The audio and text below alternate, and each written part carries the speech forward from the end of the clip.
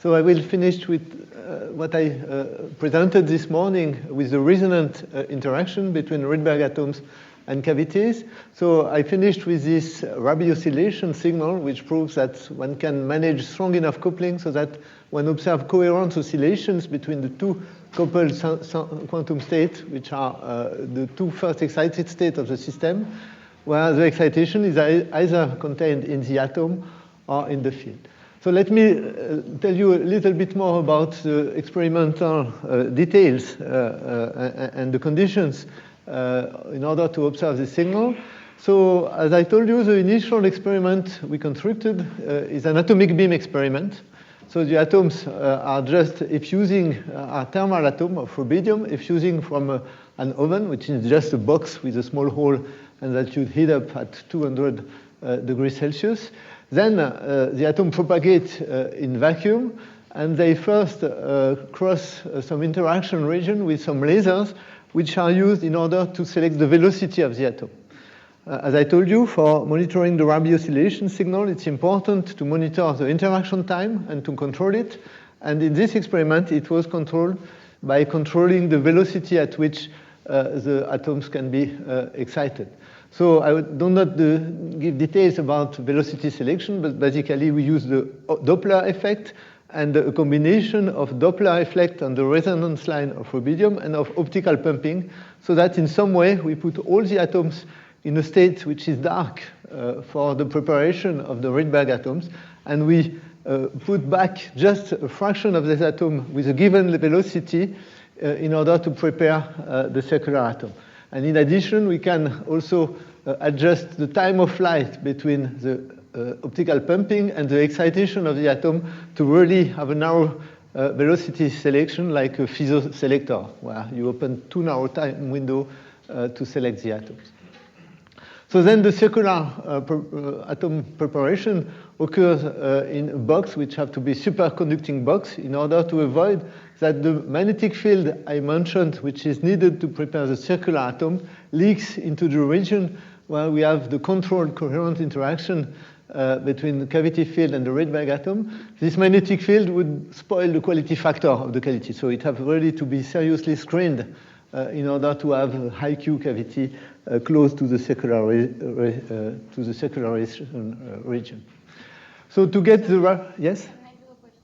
Yeah. So you say you have the atoms and you select which velocity with another laser. Yes. So one push. So indeed, these lasers are used to prepare the circular atoms. That's the scheme I described this morning. So indeed, there are three lasers to have free optical photonic transition to drive the atom from this hyperfine level of rubidium with F equal 3 to the 52F M equal 2. So this occurs in this box where you start exciting the Rydberg atom. So and how do you select which laser selects the velocity? So the velocity is selected by this laser, and indeed, like the tune or something? Yes, they are detuned. The slide is an optional slide, but I can show it. So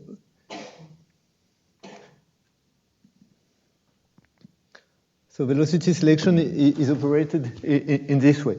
So once the atom leaves the oven, before they reach the cryostat and the cavity, they are cross several lasers in this chamber, where basically this laser, which is perpendicular to the atomic beam, performs optical pumping on this transition so that all the atoms fall in F equal 2.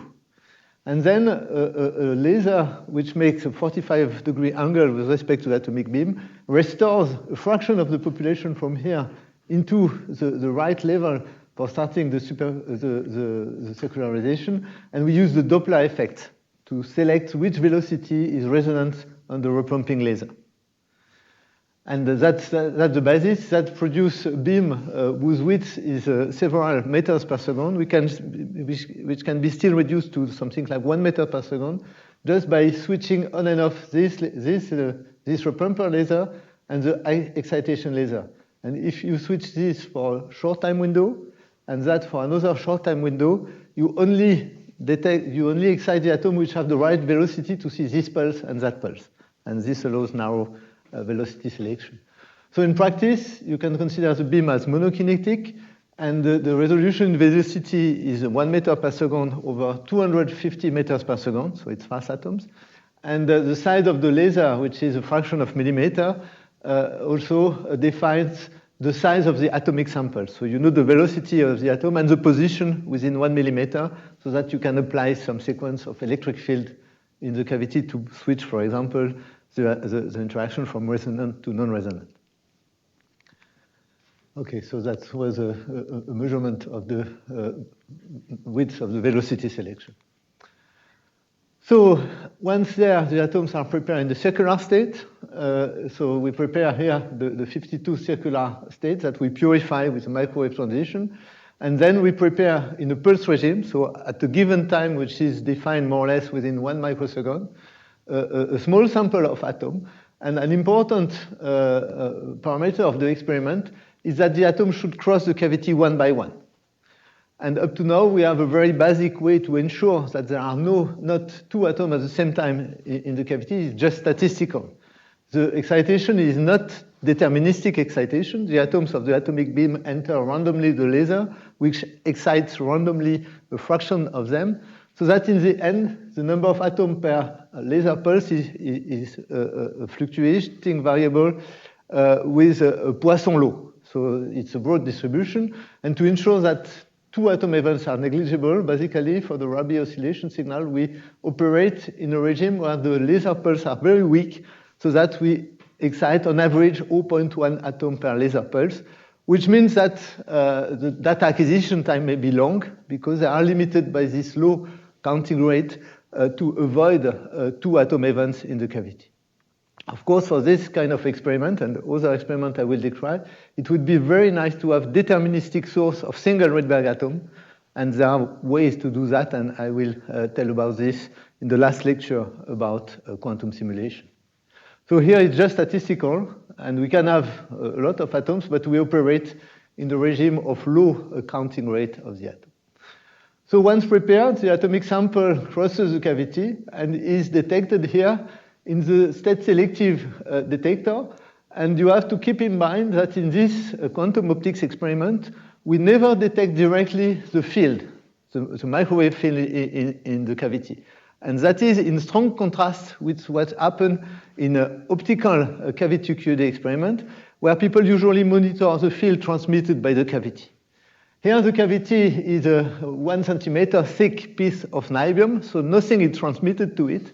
And we don't want to have any kind of transmission because this would spoil the quality factor of the cavity. So the field is really confined in the cavity forever. You can eventually inject some field in the cavity by diffraction coupling on the border of the mirror. So this is inefficient. You need to put a huge power outside to have a few photons entering the cavity, but basically with a classical source, with a classical synthesizer, you have a huge number of microwave photons, and it's good enough to use diffraction on the side to inject some field in the cavity. Of course, it's completely inefficient for extracting photons out of the cavity, but that's what we want. So it means that all the information about the system, about the entanglement with the cavity, we get by measuring the atoms. So we always rely on atomic detection. And we use the fact that Rydberg atoms can efficiently be detected one by one by ionizing them. If you ionize a Rydberg atom, you get one electron, and a charged particle you can accelerate and count one by one. So we are typically in the counting regime, where ideally each atom gives a click, and these clicks depends on the atomic state. That's a slide I briefly commented this morning. So the field ionization is state selective because basically the less bounded level ionizes before the more bounded level. So here you have a typical ionization signal as a function of field amplitude applied on the detector, where you clearly distinguish that you first ionize 52 circular state, then 51 circular, then 50 circular. And of course, by switching the voltage or by applying ramp of voltage, you can, by monitoring at which time or at which field you detect some electron, you have a measurement apparatus which tells you, okay, in this time window, it's 51 circular state. In that time window, it's 50 circular state. So this is a way to measure very efficiently a binary information. One atom gives one bit of information, and this bit of information is detection either in this channel or in that channel. Yes? Here, the vertical axis is So you mean the vertical axis of this? For this plot. So it's a counting rate of the electron multiplier. So that's the number of counts you get per detection ramp, basically. So you have a sample, you detect, you have some atomic sample, you detect, you count the electrons you get as a function of the field, and it's the counting rate measured after repeating a lot of times the same experiment. And I'm not familiar with the selective ionization. Yes? How So basically, the principle consists in ionizing the Rydberg atom. And the Rydberg atom easily ionizes due to the fact that the Rydberg levels are closed to the ionization limit. So here I draw the 1/r Coulomb potential in which the Rydberg atom is bound to the core of the atom. So you have Rydberg levels like this, close to ionization, but not so, but they are bounded. And then if you apply some electric field, basically what happens is that you add a gradient of potential, of electric potential, which add to this, which means that now you have a new potential which looks like that. And you see that when you increase the slope of this line, at some point, you do not, the level, the Rydberg level you consider is not anymore bounded. And then you get some ionization through this. And of course, if you are more bounded, you need a larger electric field so that the electron can escape and the atom is ionized. So basically, it's the dynamics of the Rydberg electron in the presence of a static external electric field, which is used in order to detect the atom in a selective way. So, yeah? The turning effect there could be negligible. Okay, so the exact signal have some tunneling contribution, but if your ramp is fast enough, indeed the ionization time more or less corresponds to the fact that the level is not bounded anymore. Of course, the tunnel effect produces a little shift of this, which depends on the rate at which you increase the electric field when you go to ionization. So the threshold of ionization depends on the shape of the ionization pulse, but in the end, what is important is that you can well resolve these two levels. If you set the detection there, you see that you nearly ionize all the atoms in 51 state, and the residual fraction of the tail of this distribution characteristic of the 50 circular state is a few % contamination. So that's measurement imperfection at a level of a few %. Okay? Other questions about detection? Okay. So then we get information by detecting the atom, and we get binary information about the interaction in the cavity. And indeed, here is the realistic view of the first version of the experiment we built a long time ago. So you have, everything is made out of copper, and it's covered by a thin layer of gold so that it gets a good reflector to have a good clean surface in the experimental setup. So the circular atoms are prepared in the box, which is dark here, that you barely see. Then the atoms cross the high-Q superconducting cavity. So you see one superconducting mirror here, which is gray, and the other one is on the cover of this box, which was removed for taking the picture. And after interacting with the cavity here, the atoms are detected. So the field ionization detector is here. Inside, there is this capacitor drawn here. And then there is some electronic optics to extract the electrons out of the cryostat. So all the setup is cooled down at a temperature of 0.8 Kelvin. And you need such a low temperature for two main reasons. First, you need a low temperature for having a good superconducting cavity. And in practice, the quality factor of superconducting mirror increases as you decrease the temperature down to the point where imperfections of the mirror just saturate the increase of conductivity of the mirror. And typically, down to 1 Kelvin, the quality factor of the cavity increases. So it's interesting to have a temperature below 1 Kelvin. So the other very strong reason to have low temperature is blackbody radiation. So Rydberg atoms are sensitive to single photons, and the temperature of a microwave photon in our experiment is 2 Kelvin. 2 Kelvin is the temperature at which kBt equals the energy of a single photon. So it means that even at 4 Kelvin, you have several photons per mode of blackbody field. And of course, the cavity field thermalizes with its environment. So the microwave environment have to be cooled down. It cannot be the room temperature environment. At room temperature, you have hundreds of photons per mode.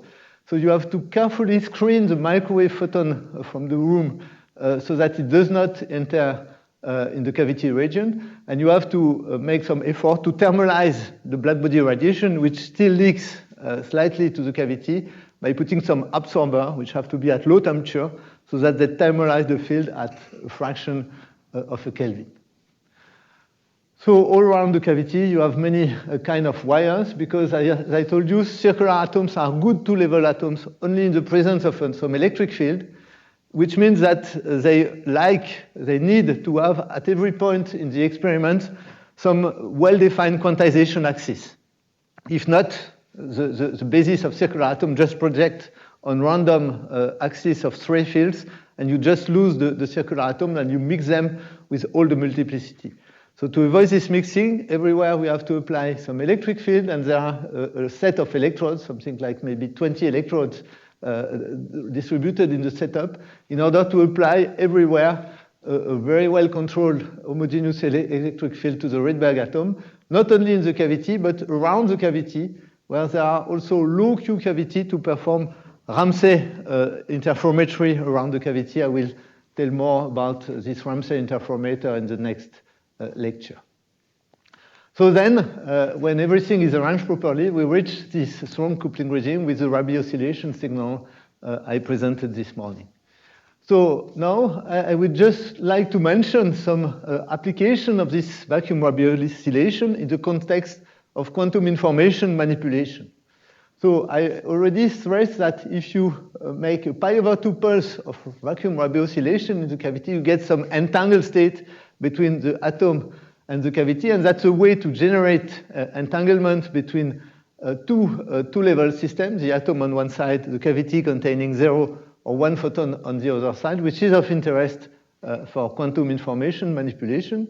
Another interesting operation is a pi pulse. In the pi pulse, you exchange the energy between the atom, where the energy is initially prepared, and you imprint the atomic energy into the field. Indeed, if you consider an atom in a quantum superposition of E and G entering a cavity in vacuum, you will write in the cavity a quantum superposition of 0 and 1 photon field with a coherence which are closely related to the coherence of the atomic superposition. So you can store the quantum information which is initially contained in one atom, write it in the cavity, and read it later by another pi pulse performed by another atom. So cavity field can behave as a quantum memory for binary quantum information. The last interesting ingredient of this is a 2 pi pulse, in which the atoms come back to initial state. So you may think that nothing happened when the atom comes back to the initial state. The state is the same, except for a phase shift. And indeed, this phase shift is the phase shift which occurs in any two-level system if you perform a 2 pi rotation. And probably you was already told that if you take a spin 1/2, and with some magnetic field or radio frequency, you perform a 2 pi rotation, you don't come back to the initial state, but to the initial state with a minus sign. And with a spin, you need to perform two rotation, 4 pi rotation, to get rid of this pi phase shift. Indeed, this pi phase shift can be used in order to fabricate a phase gate, where the phase accumulated by one on the state of the system is conditioned by the presence or not of a photon inside the cavity. And the phase gate is a 2-qubit gate, which, when used together with single qubit gate, provides an universal set of quantum gates for performing quantum computation. So that's an important step. Indeed, I will not give more details about this. For every of this situation, we had some experiment where we demonstrate the ability of this experiment to perform this operation. These experiments are listed in the references which are given at the end of each lecture, and I gave the PDF of the slides, so I think you can access them. So let me now describe a very recent resonant interaction experiment we performed basically last year, in which indeed we can push the interaction time from tenths of microsecond to several hundreds of microseconds by using slow atoms in the experiment. And that's the first step toward the use of slow, not yet ultra-cold, but slow Rydberg atoms in the kind of experiment we are performing. So here is the sketch of the new setup we built for this cavity QED experiment. Basically, the cavity is the same as before, except that now it's not anymore crossed by horizontal beam, but by a vertical beam of slow atom. And of course, you need this because the slow atom would just have some parabolic movement in the cavity if they are sent horizontally. It's not a very good geometry. So typically, the slow atoms have 8 to 10 meters per second velocity. They are prepared with a set of laser cooling technique. Here we have a 2-dimensional magneto-optic trap, which provides a slow beam of atoms from a cell containing rubidium vapor. Then there is a transverse molas to avoid divergence of the atomic beam. And then this slow beam crosses the cavity at a velocity typically of 10 meters per second.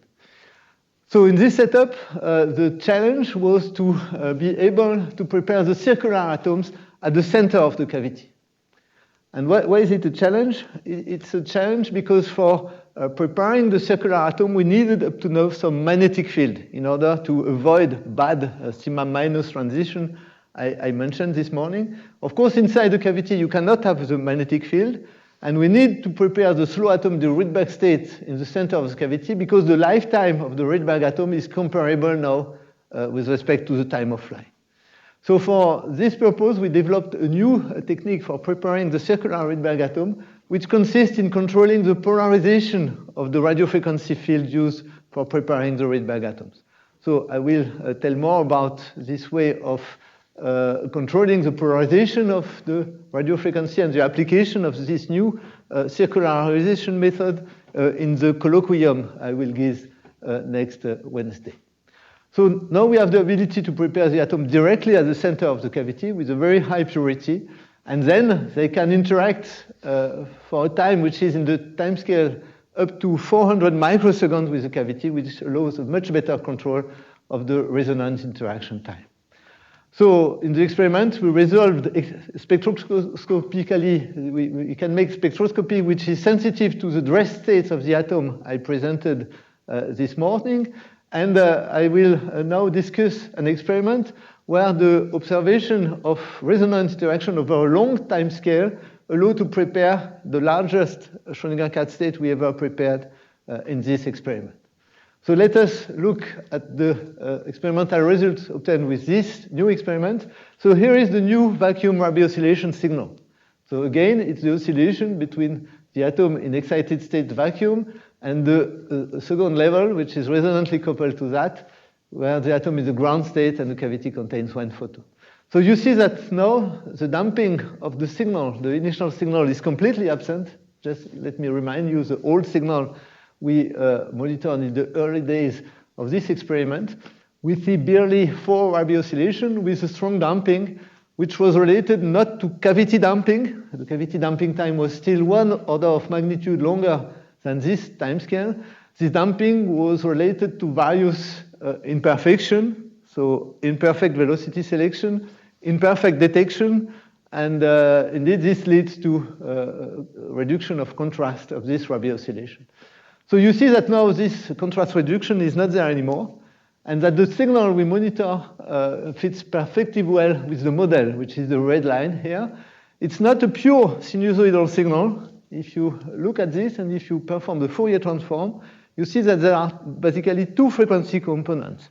The vacuum Rabi oscillation occurring at frequency omega 0, and the one photon field contribution. And why is it one photon eventually in this cavity? Indeed, the blackbody radiation in this experiment is imperfectly screened. It's not perfectly thermalized. And there is a residual field which leads to a probability like 10% to have a blackbody photon in the cavity. So this Rabi oscillation signal is a superposition of pure vacuum Rabi oscillation with Rabi oscillation in a one photon field in 10% of the realization of the experiment. And the red curve is a bit note between Rabi oscillation in vacuum at omega naught and Rabi oscillation in one photon field at omega naught square root of 2. N plus 1 is 2 if n equal 1 photon. And it fits very well with the experiment where the signal shows that the coherence preservation of the Rabi oscillation in this experiment is very good and very well understood by the theoretical description. So let's go one step further by performing now the Rabi oscillation not in basically vacuum, but in a small coherent field. So what is a coherent field? Coherent field is a tool which is very common in quantum optics. So it was introduced by Glauber in the 60s in order to build a quantum theory of photodetection, and it's a very universal and important object in quantum optics. So up to now, I considered only the number state of the field, the states which are eigenvector of the field Hamiltonian without interaction with the atom. So the quasi-classical state or the Glauber state of the field or the coherent state of the field, so the three denominations are equivalent, can be defined as the eigenvectors of the photon annihilation operator A. So formally, it means that they fulfill this condition where alpha is a complex number. So there is only one parameter for defining coherent state, which is a complex number alpha with arbitrary phase and amplitude. And the eigenvalue of the A operator is this C number alpha. Note something I did not mention this morning, but A and A dagger are not Hermitian operators, so they have complex eigenvalues. Then here is the explicit development of coherent state, quasi-classical state, on the photon number basis. So it's a coherent superposition. It's not a statistical mixture of states with amplitudes which are well defined, which are basically the C number alpha to the power n divided by square root of a factorial n. And this is a normalization factor, which ensures that this superposition is normalized. And the important point is if you take the modulus square of this, you get the photon number distribution, and you recognize here a Poisson distribution with average photon number n bar equal modulus square of alpha. So modulus square of alpha is the average photon number, but the Poisson distribution of some fluctuation. So it means that coherent states are not eigenvector of the Hamiltonian. They evolve as a function of time. And I could show, but I will discuss this later, that if you calculate the average value of the electric field operator in a coherent state and its evolution, it just oscillates harmonically as a function of time. And the important property of coherent state is that they remain coherent state during evolution. And you can check this as an exercise. If you make this state evolve, it remains coherent state, and the alpha parameter becomes alpha exponential minus I omega t. So it just rotates, the C number rotates at the angular frequency of the mode which is considered, and it remains coherent field. Indeed, the argument of the C number alpha is nothing else than the phase of the classical field corresponding to this quantum state. So here the Poisson distribution is represented for n equal 2, and its fluctuation is proportional to the square root of the average photon number. So let us now consider the Rabi oscillation not in vacuum, but in a field containing initially n photon, which is one of the components of the coherent field I just discussed. The evolution is very similar to what I presented this morning in case of vacuum, except that the vacuum Rabi frequency have to be replaced by this, which is vacuum Rabi frequency times square root of n plus 1, which corresponds to the fact that if there are more photons in the cavity, the amplitude of the field is larger and the electric dipole coupling is larger. So basically, you expect a Rabi oscillation, which is just faster by a factor square root of n plus 1. If now you switch to a coherent state, you have to superimpose all these Rabi oscillations. There are no cross terms between the various multiplicities, the various initial states with different n, and the Rabi oscillation signal is the sum over the photon number distribution. So this is the Poisson distribution I just mentioned, times the Rabi oscillation signal characteristic of a pure n photon state initially in the cavity. So let's do the experiment. So we performed this experiment already once in the early experiment in 1990, I think it's not, yes, 1996. And so we observe this kind of Rabi oscillation signal, which are not anymore just periodic signal, because the bit note between the various frequencies involved into the signal are making the time evolution more complicated. So by performing the Fourier transform of this signal, we were able to reconstruct the photon number distribution. But I will now discuss in more detail the new experiments where we can manage to observe and manipulate much larger fields. Here the field was containing at maximum like 1 photon on average, so it was still microscopic coherent fields. Now we switched to an experiment where the coherent state initially injected in the cavity contained 14 photons. So here is the Rabi oscillation signal we monitored in this slow atom experiment. And you see that as compared to the vacuum, the shape is very different. The vacuum looks nearly like a single frequency signal, except for the small contribution of the 1 photon state. Here you see that the bit note between all the frequency component of the Rabi oscillation very fast cancels the Rabi oscillation by averaging indeed all the cosines to 1/2 as far as they become relatively out of phase. So this collapse of the Rabi oscillation is occurring indeed on a time scale which is of the order of the vacuum Rabi period. And if you can check that it's the time needed so that the components of the populated states in a coherent state considered just become out of phase. If you consider the phase of the 16 photon component with respect to the 9 photon, you can check that they destructively interfere in the signal. So then there is a period of time where all these Rabi oscillations are out of phase with respect to each other until a time which is called the revival time, where they came approximately again all in phase. So why does this occur? It occurs because you have many frequencies, but you have only a discrete number of frequencies. And if you have a discrete number of frequencies, for some times you may approximately have them come again in phase, and that's what occurs at the revival time. So here the inset is a zoom over the revival time. So the Rabi oscillation of the average signal occurs at a velocity which is square root of the average photon number faster than vacuum Rabi oscillation.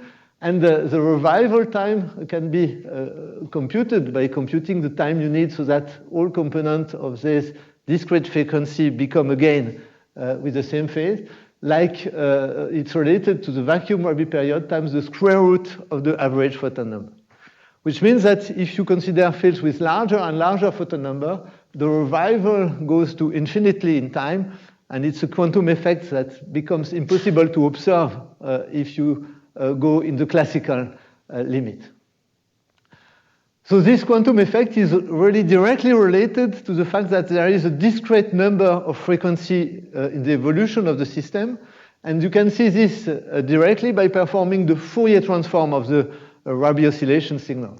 So this Fourier transform, which is numerically computed from the experimental data, have discrete peaks, and the vertical lines corresponds to the frequency expected for integer photon number in the cavity. So you see that the peak, the frequency involved in the experiment are exactly the one that we expect in the range here from 7 to something like 19 photons. And really, the revival of the signal is indeed one of the direct signature of the field quantization in the cavity as stressed in this early theory paper of quantum optics.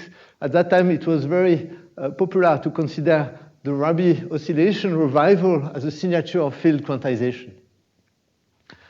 So let's go one step further by looking not just at the atomic state after evolution, but at the field stored in the cavity at a given time of the Rabi oscillation.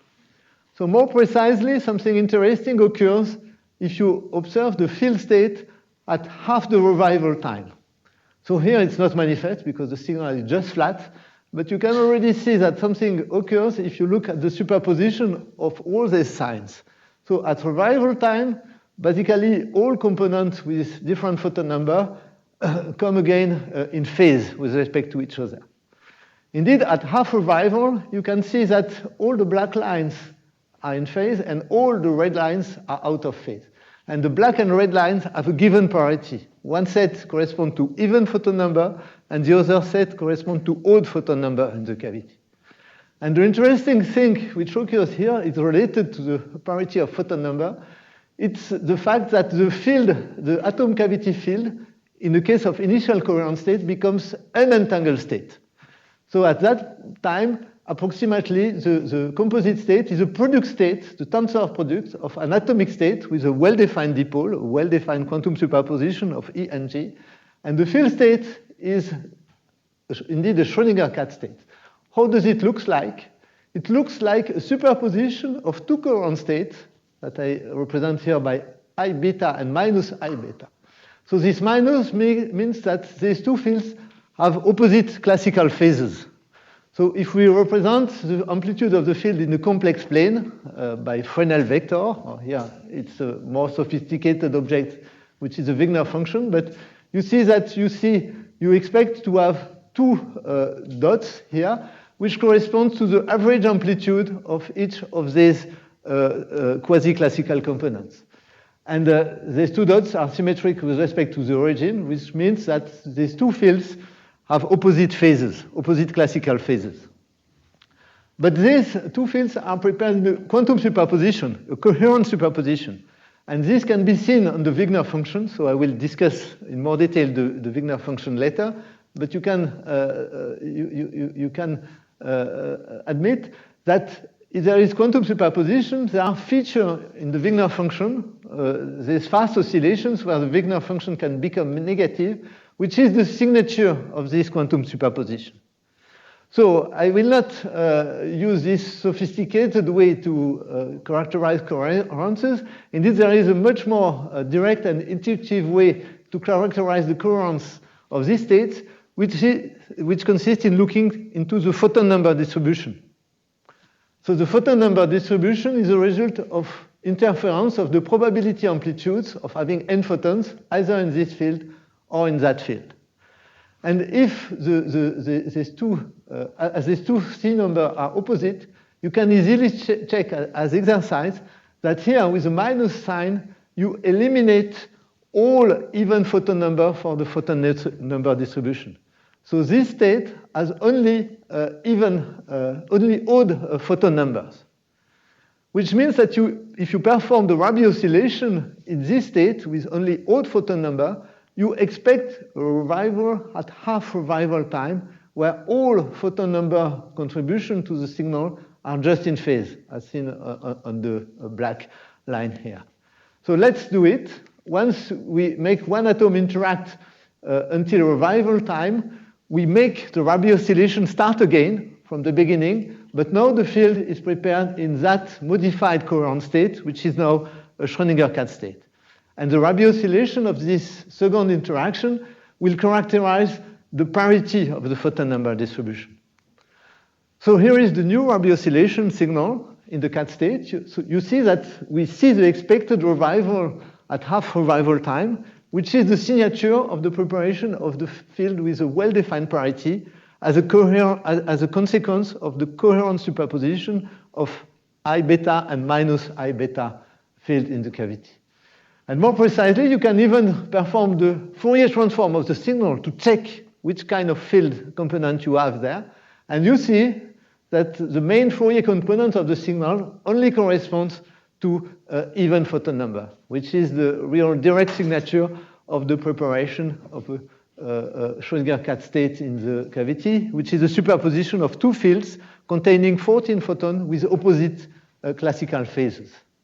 So here is a more realistic representation of the Wigner function of the cat actually prepared in the cavity. So the circles are slightly deformed by some imperfection of the experiment, but you clearly see that there are interferences in the Wigner function, which are the consequence of the parity of the photon number. And then an important parameter is to define the size of the quasi-classical object, which is prepared here in a Schrödinger cat state. And the size can be characterized by the distance between the two classical components in the field in the phase space, whose square scales like a photon number. And this distance squared is like 46 photons. So it's like the state prepared here has the same kind of property as a superposition of vacuum with a 44 photon coherent state. And it's a quantum superposition with a high degree of coherence, as demonstrated by the observation of this revival at half revival time. So that finishes what I would like to say about the resonant interaction. I would like just to finish with this slow atom experiment. Mentioned another experiment we performed not in the resonant, but with a non-resonant regime, where we were able to perform the spectroscopy of the dress state of the atom. And basically, in the non-resonant regime, the photon number in the cavity induces non-resonant shifts of the position of the atomic level, which can be measured by spectroscopy. By sending some microwave, you can probe the spectrum of the atom. And on this spectrum, so here you have the frequency of a probe microwave. Here you have the probability to excite some dress state in the cavity. And you see several discrete peaks corresponding to the dress state with vacuum 0, 1, 2, 3, 4 photons inside the cavity. And this spectroscopic tool is interesting for preparing non-classical states of the cavity field. Okay, so I will stop there with the topic of the first lecture, which was the resonant interaction between single atoms and single photon or a few photon field stored into the cavity. And maybe we can make a first break with questions about this resonant interaction experiment if you have questions. I think it's the right time to ask them.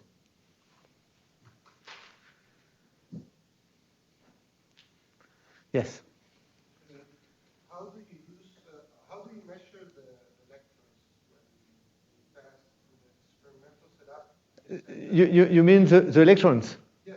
Okay, so I have seen only the beginning of the story on the picture, which is some electrodes in order to accelerate and focus the electron. And then we send them historically, initially, an electron multiplier, which is basically the same object as a photomultiplier, except that you remove the photocathode and directly send the electron of the first dynode of the object. So these were not well suited for the experiment because they need a lot of resistor to generate all voltage. These produce some heat, which is not very good for the cryostar. So now we use channeltron multiplier, which are more compact, which are less dissipative, but which have the inconvenience not to work at 4 Kelvin. Because it's a doped semiconductor material. So we had to heat them up at something like 40 Kelvin. And we have to make the electron travel from the cold part of the experiment at 4.8 Kelvin to the channeltron, which is at 4 Kelvin. So the electron optic you have seen is used to refocus the electrons on the channeltron like 10 centimeters away from the core of the setup. Other questions? Yeah? You prepared it, you prepared the coherent state before sending the atom? Yes. How do you do it? So that's what I briefly mentioned when presenting the setup. So the cavity mirror is completely massive, and we have some microwave source which is connected to the synthesizer, which radiates some microwave field all around the cavity. And then by diffraction on the border, some photons enter the mode. And that's side effect coupling with an external source which allows us to inject a coherent field in the cavity. And the important thing is that classical source radiate field states, quantum field states, which are coherent states with a very good approximation. And then even if the coupling is very weak, an extremely important property of coherent state is that they remain coherent, they remain pure state, even if you attenuate them. And that can be also be taken as a definition of a coherent state. It's the only superposition of the Thiel states which remain pure when you attenuate them. So basically, for having a 10 photon an average coherent field in the cavity, you send a huge microwave pulse around the cavity, and a little bit of these photons, a little bit is maybe only minus 100 dB, but it's enough, just enter the cavity mode. And once they are there, you switch off the source, and the photons are there for basically like 10 milliseconds. So then you start preparing the atom. And of course, you cannot prepare the atom when the source is on, because when the source is on, you have such a huge photon number in the microwave that you just mix all the atomic population. But you have time, because the cavity is good enough so that you switch off the source, and then you send the laser which excites the atoms. The preparation of the atom is very fast. It takes a few microseconds to prepare the atom. And as the atom is prepared in this experiment directly at the center of the cavity, the interaction can start directly. And in this experiment, we control the interaction time not by the velocity, which is fixed, but only by the electric field. We switch on and off some electric field to put the atom in and out of resonance very fast at a fraction of microsecond time scale. Okay? Other question? Okay, so if not, I will go to the next part of my lecture. So let me just mention this list of reference related to this first lecture, where some paper can be considered from your bibliographic work. So, of course, all of the paper are maybe not adapted. So the paper where the vacuum Rabi oscillation, the first observation of Rabi oscillation I described is presented in this 1996 paper. And there are other interesting papers, and I will give a longer list in the second lecture, especially this paper about the characterization of entanglement, a generation of Einstein-Podolsky-Rosen pair of atoms from the entanglement generated in the cavity. And the last paper is a paper describing the experiment with the slow atoms I just discussed.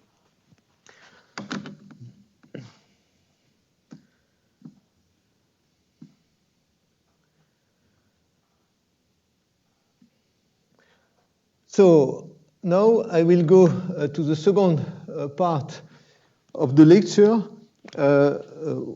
dealing, maybe I start with this. Okay, now I will present the experiment relying not anymore on resonance interaction, but on the non-resonance, so the so-called dispersive regime of cavity QED. And I will today discuss the way we can use this interaction in order to perform ideal projective measurement of the photon number inside the cavity. And I'll try to define what is an ideal quantum measurement and in which sense this experiment achieves this kind of ideal quantum measurements. But just an experimental remark before starting, which is again this plot of the variation of the quality factor of the cavity as a function of time. So the experiments I discussed this morning were run with this kind of cavity. And indeed, everything I will describe today was made possible only because of a huge increase of the performance of the cavity by several orders of magnitude. And this corresponds to an increase of the lifetime of the photon in the cavity from like 2 milliseconds to 100 of milliseconds. And indeed, the reaching this kind of quality factor, that's really the point which allowed us to observe the quantum jump of the field I mentioned in the introduction. So the technical improvement allowing for this new generation of experiment is presented here. And basically, the reason for improvement was a switch between two fabrication techniques of the superconducting mirror. In the first generation of the experiment, we used bulk niobium mirror. And the problem with bulk niobium is that it can be very clean, very good superconductor, but it's a very bad optical mirror. You cannot polish it, and if you try to polish it, you always get imperfection. And the quality factor of 10 to the 8 I mentioned was limited by diffusion on the roughness of the mirror, which cannot be improved just by classical polishing technique. And then we improved a lot the optical quality of the mirror by starting with a copper mirror. Copper mirror you can buy to manufacture with a very high degree of accuracy of machining. The optical manufacturer can directly machine copper mirrors with some diamond tool and some very precise machine. They can directly machine a mirror with a roughness in the range of tens of nanometer, which is what is needed to reach the quality factor of 10 to the 9 we reached in the last experiment, and with a very good regularity of the surface over a dimension which is like 5 centimeters. The diameter of the mirror is 5 centimeters. So it means that you can buy, and it's not very expensive, for something like 1,000 euro, a very good copper mirror with the right geometrical property to have a negligible diffraction and diffusion on the mirror shape. But then you have to make it superconducting. And then we had the benefit of collaboration with people from accelerator of particle physics, which know very well for building cavity for accelerating particle, how to cover copper with some superconducting material, with niobium, by the so-called magnetron spluttering technique.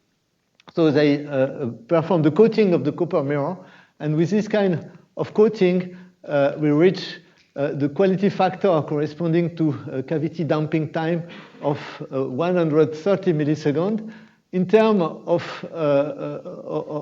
time of flight of the photon in the cavity, if you unwrap the trajectory of the photon bouncing back and forth between the mirror with such a high Q factor, 4 10 to the 10, the distance run by the photon is like one round trip all around the Earth. You need 1/10 of a second if you have a photon to make one round trip around the Earth.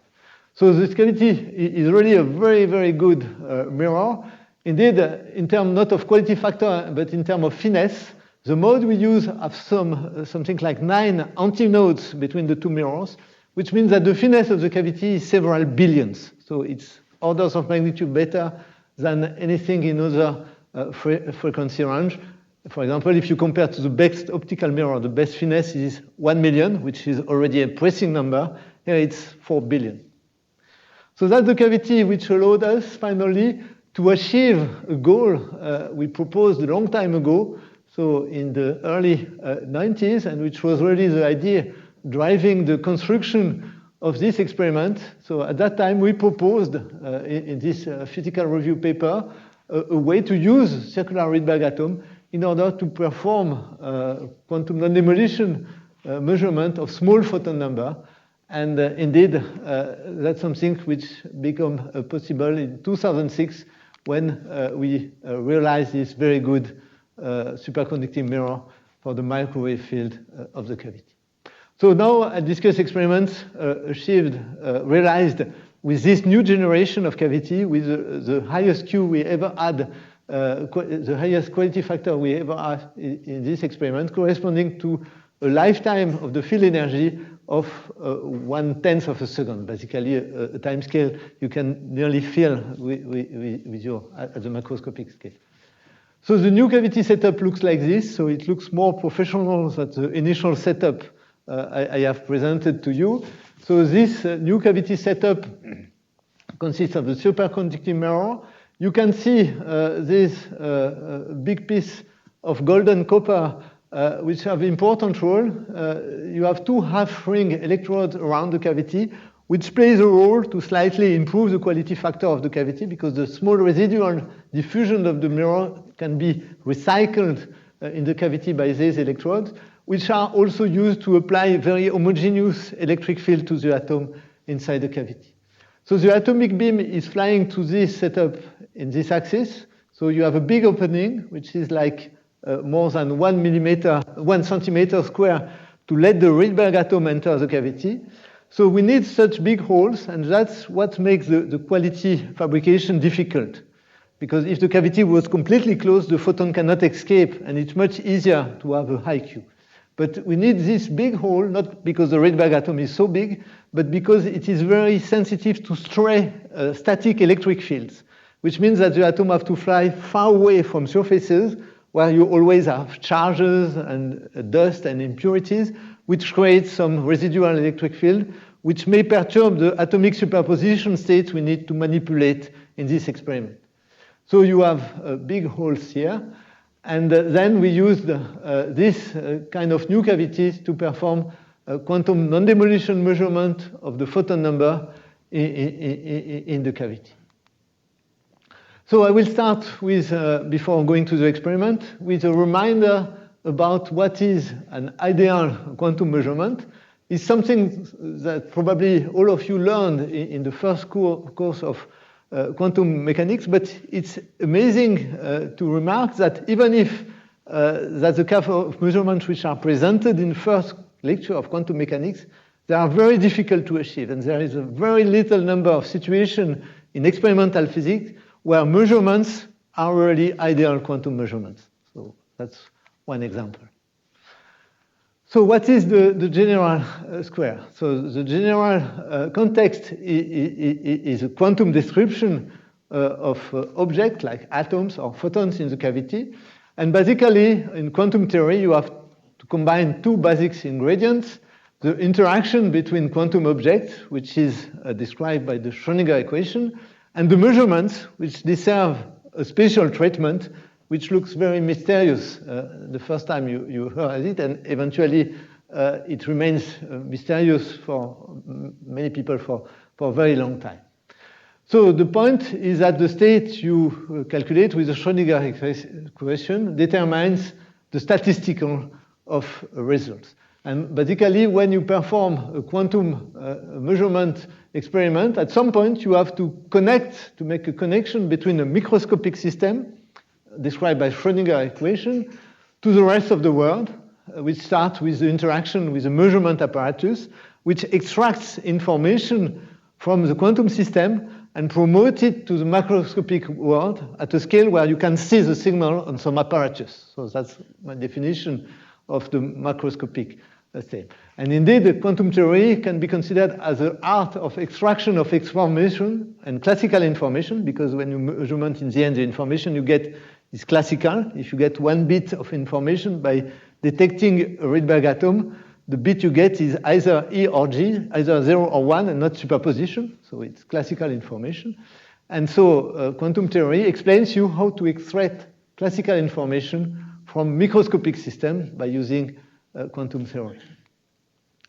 So more precisely, when you perform some experiment for measuring a quantum system, I will consider a situation which can be decomposed in 2 steps, and which is the experimental situation that we realize to perform non-demolition measurement.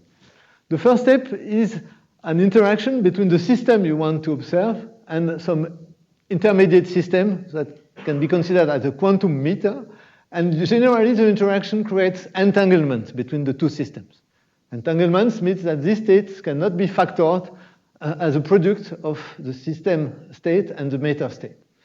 So this entanglement means that you have correlations between these 2 systems, and if you measure one, you learn about the other. So that's the way to get information by using what I call indirect measurement strategy. So the first step of ideal measurement is creation of entanglement. So with importance is recognized universally in quantum physics. And then to introduce irreversibility and dissipation in the step where you consider the coupling to the rest of the world, by indeed describing the coupling with the measurement apparatus as a dissipative process, which will be responsible of the so-called decoherence process, which will lead to classical result of the measurement and not quantum superposition of results. So that's the topic of this lecture, to present you step by step an experiment which fills this scheme for measurement of indirect measurement. First, interaction, creating entanglement between the field stored in the cavity, which is the object that will be measured by the atom, and the information you get indirectly about this by measuring the atom once it gets entangled with the cavity field. So let me formulate this more formally in the standard way by reminding you the main postulate of quantum theory, just to make some comments about the consequence of these postulates. So let me remind you that the possible results of a measurement in quantum theory are very abstractly formulated as the eigenvalues of some operator, which are called observable and which are Hermitian operator. So I don't know what was your reaction when one tells you that, okay, a measurement is presented by an operator which have to be Hermitian and which have eigenvalue. It's difficult to make a connection with the real experiment. So that's the goal today, to make a connection with a real experiment. Then the second step is to explain you that indeed the results are fundamentally random.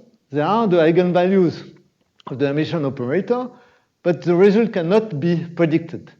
And the point is that this randomness is fundamental in quantum theory, which means that it cannot be related to some partial knowledge of a better defined state hidden in the experiment.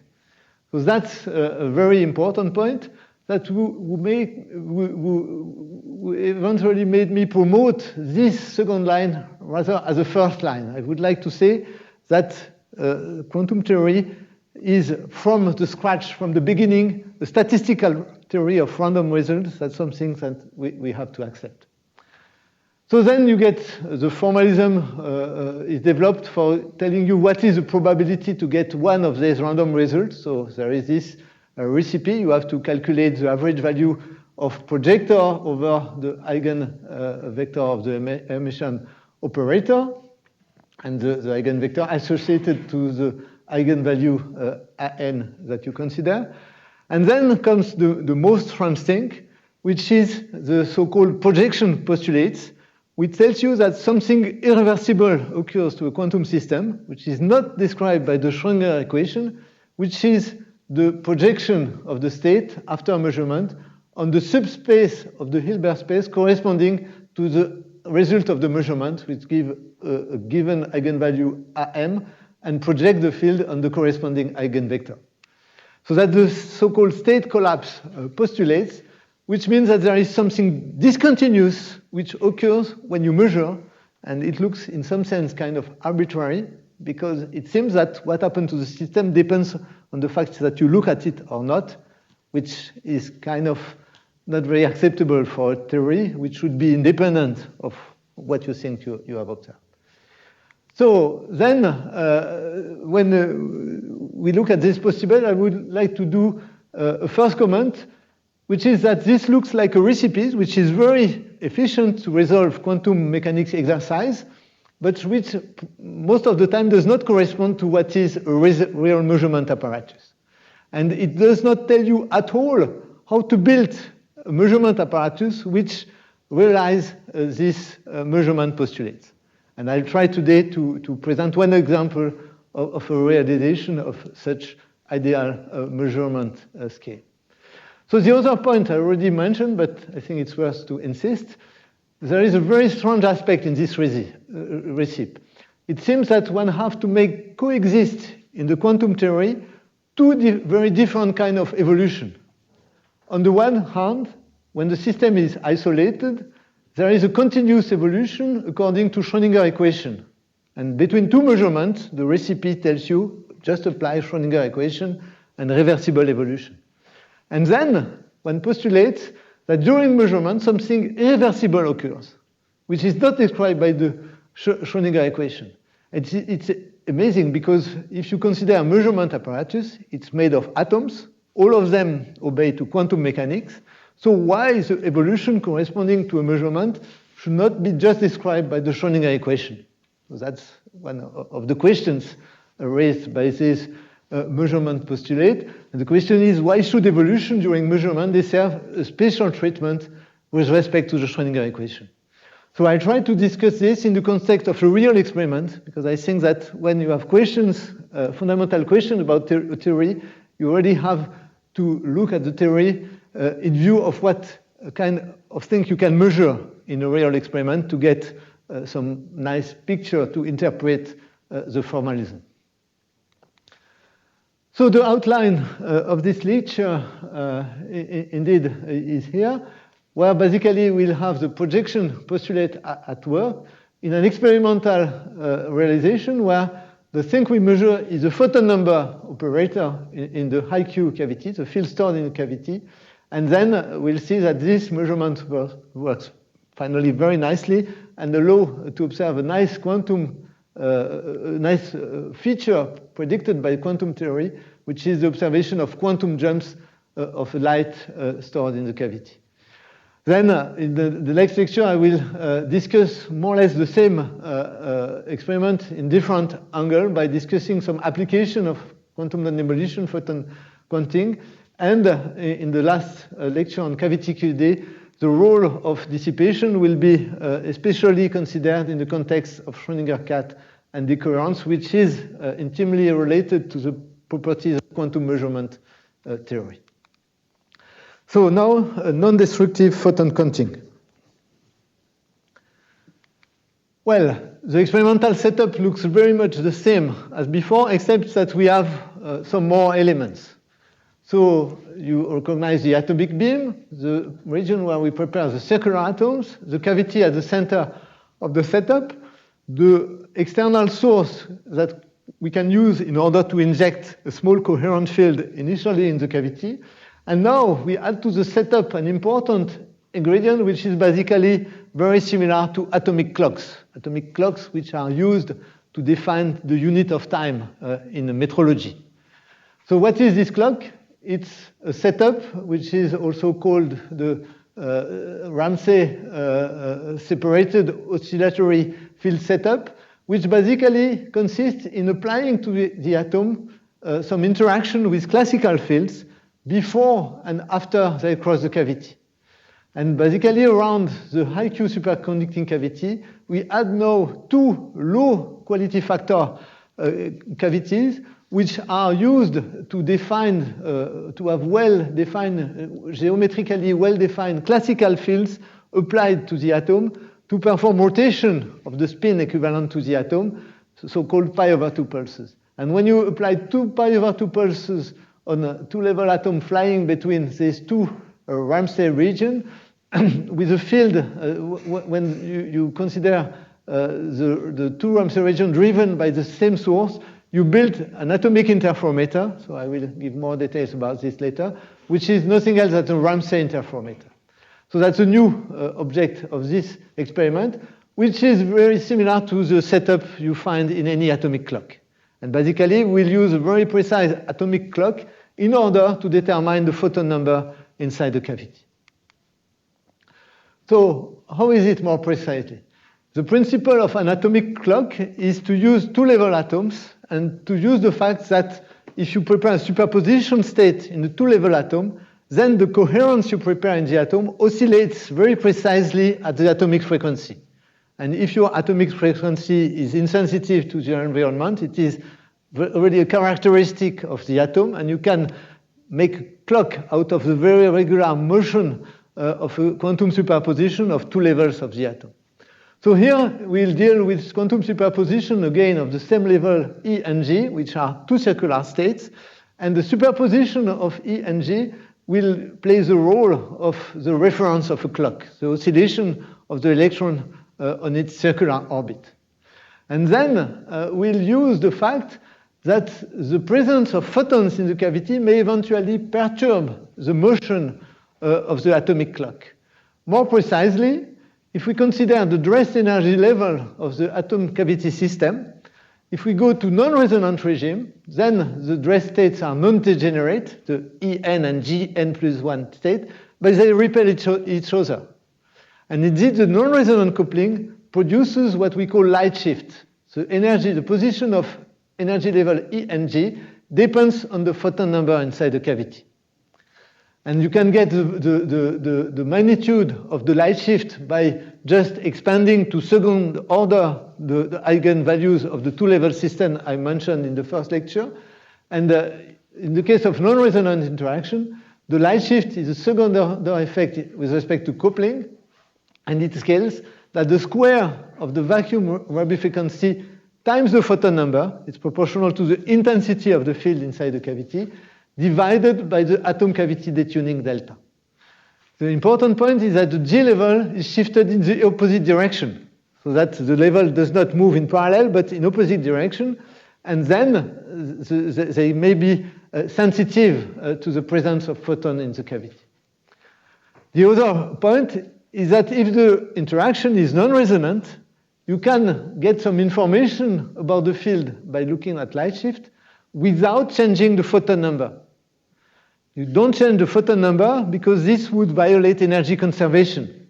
If you absorb one photon and put the energy in one atom, if the atom is non-resonant, you have some energy mismatch, which prevents, indeed, the exchange of energy between atom and photon. And in practice, this exchange is suppressed with a very high degree. The probability to emit or absorb a photon during the interaction in this cavity is like smaller than 10 to the minus 4. So it's really very good, very good approximation. There is no energy exchange between atom and cavities, between atom and photon in this experiment. So there is no energy exchange, but there is light shift. And this light shift will be measured by an atomic clock. And the challenge with respect to a metrologic clock is that we don't have time. If you build a very good clock and you want to do metrology of time, you improve the quality of your clock just by averaging the signal for a very long time if your clock is very stable. Here you cannot, because photons have a finite lifetime. So you have to have accurate clock, but which is fast enough so that you are sensitive to the effect light shift before the photon number changes. Which means that the challenge is to have good enough resolution to detect these small light shifts, they are small, in a time scale which is much shorter than a fraction of a second, which is the time scale set by the lifetime of the photon in the cavity. And indeed, this works by using circular Rydberg atoms non-resonantly interacting with the field inside the cavity. So let me now go a little bit more into the details. So in the first Ramsey region, we apply a classical pi/2 pulse, which perform a pi/2 rotation of the spin, the effective spin, which is equivalent to the atomic state in the cavity. So the vertical axis here is the z-axis of the usual Bloch sphere used to describe a generic two-level system. And indeed, the classical field allows to perform a rotation of a spin initially in the z direction, which corresponds to an atom prepared in the upper state E initially in the experiment. So this pi/2 pulse prepares this superposition state of E and G with some coherence here, which depends on the phase of this classical state.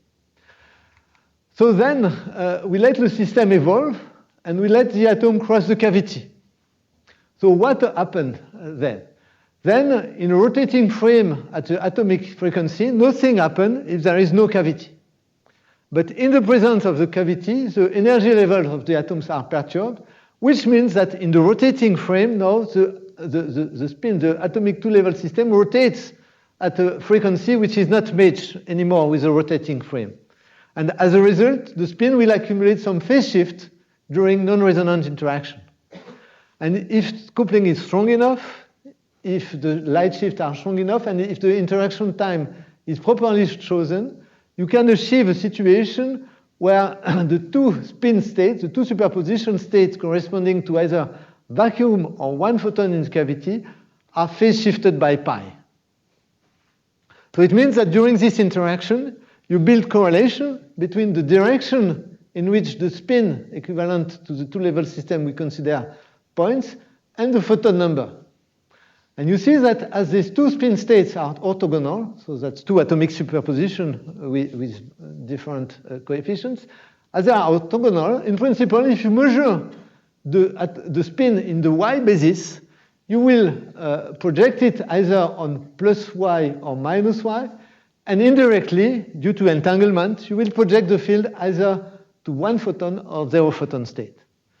And here you recognize the first step of the measurement, which is entanglement between the system you want to measure and the atomic system which is used to probe this quantum system. And here you entangle, you correlate the direction in which the atomic spin points with the photon number inside the cavity. So if you put number, you effectively reach this phase shift of pi for a single photon in the cavity by adjusting the tuning to like 70 kilohertz, which is larger than the coupling, and by having the interaction time corresponding to atom crossing the cavity at 250 meters per second. So you don't need slow atoms to reach a significant phase shift induced by a single photon. So then once the atoms have interacted, you have to perform a readout of the atomic superposition in the y direction, whereas what you can measure is only the atomic energy. And the atomic energy in terms of spin is equivalent to a measurement of sigma z. So what you do is you perform a rotation of the spin along the x-axis with the second power 2 pulse with an appropriate phase setting, so that the y-axis is back into the z-axis. And then the new correlations are if the atom is the upper state in the z direction, which means excited atom, you have exactly 1 photon, whereas if the atom is detected in G, you expect that there is 0 photon in the cavity. So from this entanglement process and rotation of the atomic state, you expect perfect correlation between the final energy state of the atom and the photon number in the cavity. And the important point is that the energy change of the atoms is just due to extraction of information from the field. It's not field absorption. The energy exchange between atom and field only occurs here, where the atomic energy is changed. But during the interaction, the dispersive interaction produces a phase shift around the equator of the Bloch sphere, which means that it does not change the average energy. And the energy change comes from the classical source, not from the cavity field. So let's look at this kind of correlation. Let's perform the experiment and see what happens when you achieve this experiment with real atoms and photons in the cavity. And here is the result we detected experimentally as a function of time. So the time scale is kind of macroscopic. It's more than 2 seconds observation time of the system. And during these 2 seconds, we not only send a single atom, which would just lead to a single measurement, but we send a string of like 1,000 atoms consecutively crossing the cavity. So the atom cross the cavity one by one, but as the damping time of the cavity is very long, we have time to send a lot of atomic sample and to accumulate a lot of information about the cavity field in this ideally quantum non-demolition detection of the photon number.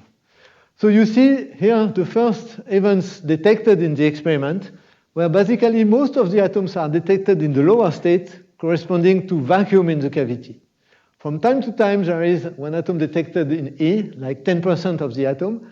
It does not mean that from time to time there was a photon in the cavity. It means that it's just a consequence of imperfection of the Ramsey interferometer, imperfection of the detector, so pi over 2 rotation are not exactly pi over 2, and the detector sometimes is wrong and detects E, but in reality it's an atom of G. There is some crossroad in the detection channel of this experiment at the level of nearly 10%. So this is just explained by the noise of the detector. And now we look at the following of the story by accumulating more and more information corresponding to sending more and more atoms in the cavity. And then something occurs that you can see with your eyes without any theoretical analysis of the signal. At this point, the statistics is completely opposite to the first step. The first step, I said that the cavity is in vacuum, and indeed it remains in vacuum up to that point, from which for like half a second, now the large majority of the atoms are described in the upper state. And again, the remaining click in the G channel are just related to imperfection of the experiment. So what occurs here? Indeed, it was a quantum jump. A single photon showed up in the experiment and was there for a long time. So it was repeatedly measured by many, many atoms, several hundreds of atoms, which means that the measurement was non-demolition. The photon was measured here, and then repeated measurement leads to the same result again and again. And after some time, this photon disappeared because the cavity have some imperfection, and after some time, the field may be dissipated in the mirror or diffracted on the border of the mirror, and you see a second quantum jump in which you switch from one photon back to vacuum in the cavity. So you could ask, where does this photon come from? It was not generated by the atoms. Indeed, it was a residual blackbody photon. Temperature of the experiment is 0.8 Kelvin, and at this temperature you expect to have on average 0.05 blackbody photons. So it's a small number, but from time to time you can catch some blackbody photon, and it was the case on this trajectory. And you can confirm that this is really due to blackbody field by looking at the statistics of the quantum jumps. So this quantum jump was not at all a typical one. It was typical in the publication, but indeed it's the longest light photon we ever observed in this experiment. Indeed, this one lives for half a second, which is like 3 to 4 times the average lifetime of photons. But it's authorized by quantum theory. Quantum theory gives you averages, prediction on the lifetime, statistical prediction about the lifetime of photons, but some photons are living longer, some others are living shorter. So this is a long-lived photon. The quantitative analysis consists in resuming the experiment a lot of time, like 2,000 times, and meeting the statistics of the quantum jump. So you can monitor the fraction of time you have photon in the cavity, and it exactly corresponds to the blackbody photon. And you can monitor the jump rate, and you can make the statistics of the duration of the lifetime of single photon in the cavity, and you exactly recover what you expect from the master expression describing a blackbody field containing 0.05 photons in this experiment. So these experiments clearly demonstrate quantum non-demolition of photons at the single photon level. It's a very pure experiment where I think the interesting thing is that you don't need any theoretical analysis. You see the jump with your eyes on this experiment.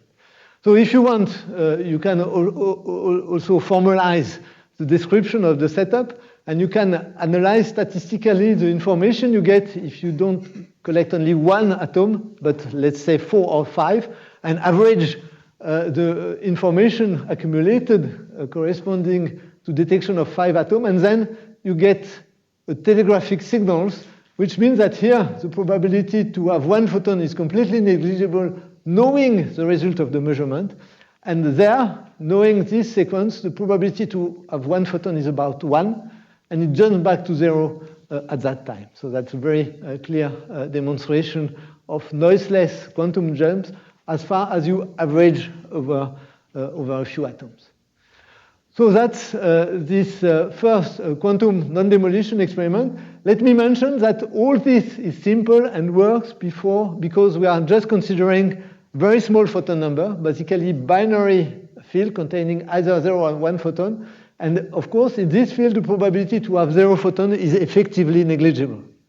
Of course, it would be interesting to measure a larger field because a field can contain many photons, and it would be nice to generalize this non-demolition measurement method to larger photon number.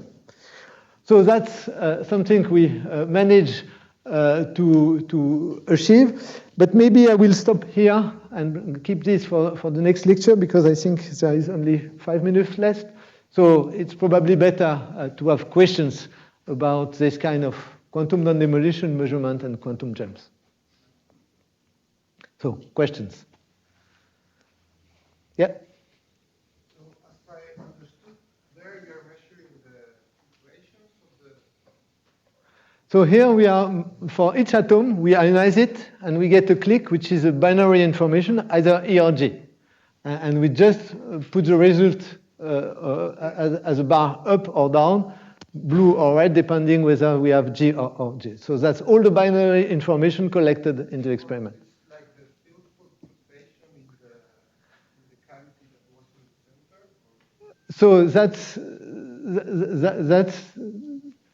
So the fluctuation of the atomic signal is just the statistics of imperfect detector, basically, which means that in ideal experiment, all the atoms will be detected in G, and from time to time, as the contrast of the Ramsey interferometer is not unity, you detect E instead of G. But that's just side effect. So basically here, we detect a fluctuating field, but which is remaining in the vacuum for a long time. And fluctuation is that abruptly a photon show up, but then it does not, on average, it does not disappear instantaneously. It needs some time, and on average, it needs the cavity damping time to disappear. So we see fluctuation of the fields. We don't see vacuum fluctuation. I don't know if you had that in mind. We see black body, classical fluctuation of a black body field.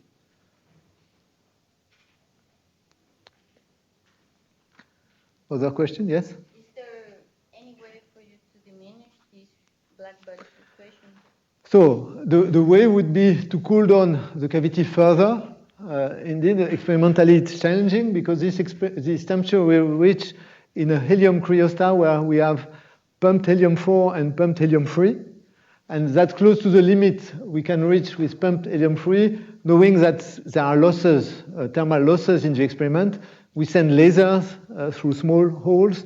A fraction of the laser is absorbed in the cryostat and is producing heating. We have a lot of wires connected to the experiment, which add some thermal losses. So basically, we are dealing with losses in the range of several milliwatt, which are not compatible with dilution-free refrigerator. So to have in steady state much less than this photon number would be difficult for us. But this is not much, so it's not so bad. Another question?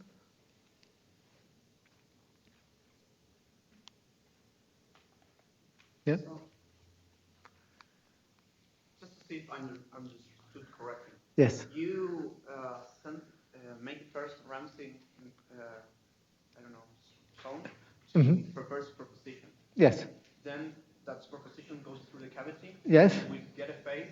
Yes, it becomes phase shifted proportionally to the phase shift proportional to the photon number. Okay, to photon number. And then you make another pulse. I make another pulse. So I should have represented symbolically the Ramsey interferometer like this. You start with atom in E. You perform a pi pulse which puts a component of the wave function of G. So here you have here, and here you have G.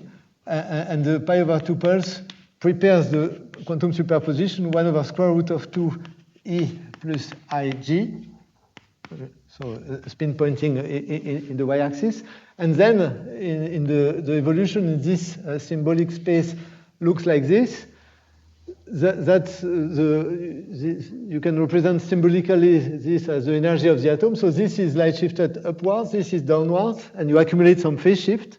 And then you recombine with second pi over 2 pulse. You recombine the two paths of this interferometer. And then the probability to have either E or G are the result of a quantum interference between this path and that path. And the same for G. You have the two paths which interfere. And the relative phase of the two arms determines whether you have destructive or constructive interference. And you adjust the Ramsey interferometer so that you are on a bright fringe of G if there is vacuum in the cavity. So if you have a way to have an additional classical phase shift here, you expect that the probability of having the atom in G as a function of phi is just a sine function with contrast unity with the perfect Ramsey interferometer. And then you fix the phase at a value so that you have a probability, indeed 1, to have G if the cavity is in vacuum. And then this fringe system is phase shifted by pi if the cavity contains 1 photon. And then the probability to have G goes to 0 and everything goes to E. So the Ramsey setup is an interferometer between two quantum paths in the internal state of the atom. And the pi/2 pulse, the second one, is just here to mix again these two passes so that the final probabilities are interference between these two components. And if you believe quantum mechanics, then yes, I believe. Quantum jump, it's like the field builds instantaneously inside the cavity. Yes, which is amazing, but it corresponds to the fact that the Hamiltonian of the system is not just the coupling between the field and the atom, but also the outside world. And indeed, the amazing thing is that the coupling to the outside world is described by master equation, which on average correspond to continuous evolution, but in a single realization, state projection tells you that you expect quantum jumps. That's it. And that's difficult to admit. Even the founding fathers of quantum mechanics had a long discussion about the existence or not of quantum jumps. You have famous paper of Schrödinger, von Neumann, and people like that.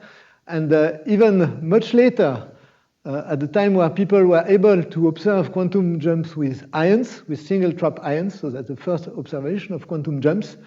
Before the observation, when people were preparing the experiment, physicists were split into two categories. The one expecting quantum jumps and the one expecting, no, nature cannot work like this. So, and in the end, the experiment tells you there are quantum jumps. They are predicted by quantum theory and they exist. You see them. You have a time resolution there. Yes, of course. Yeah. So in a real experiment, nothing is instantaneous, but the time resolution is related to the delay. It's technical. It's the delay you need between two atoms so that they are not in the cavity at the same time. So typically, in these experiments, it's in the scale of hundreds of, maybe 200 microseconds.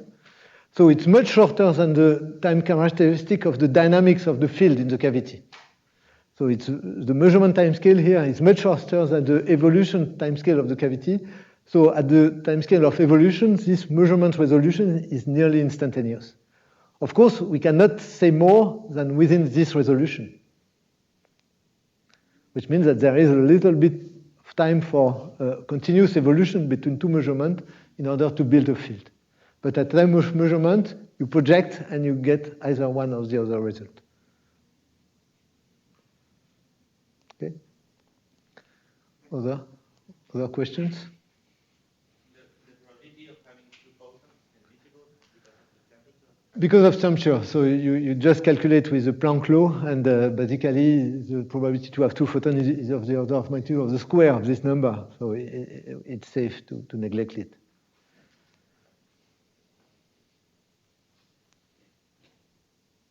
Okay? So. Thank you.